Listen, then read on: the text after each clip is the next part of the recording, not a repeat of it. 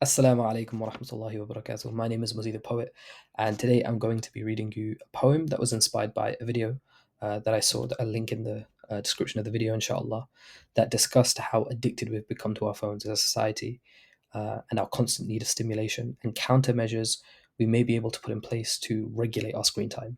And so this poem is called The End of Boredom. I sat beyond green, behind a screen, except this glass was more colourful than the spring season outside, or so my mind perceived, deceived, mind control, or conditioned to be minding me, in the name of self care, not truly self aware, asking, who cares about the world beyond me? Or would you say besides? Or is that question one they want me to ask? Who's they? I sat beyond green, behind a screen, wondering how it must feel to be beneath a sky coloured like refracted ice, clouded by its constituent in another state. I could sense the grass growing, but was I? Or will my senses in a few years? Why do I feel I'm being imprisoned when there are no doors except the one I feel I'm behind? This glass makes time pass. The laughter of children gives me hope, but like the green pastures steps away from my feet.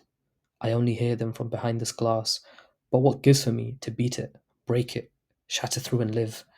Static and satellite would tell us about a war on drugs, but a war fought by devices is a war on bliss.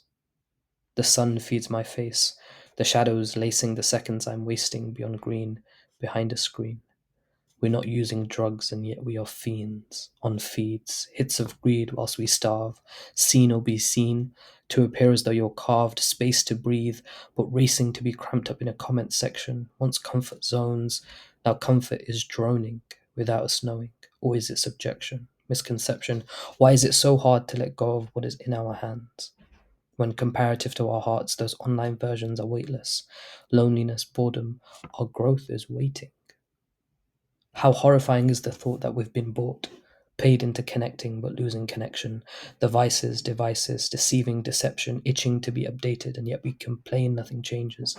Drawn in by a feigned turmoil like it was a fragrance, with notes of turbulence and unrest.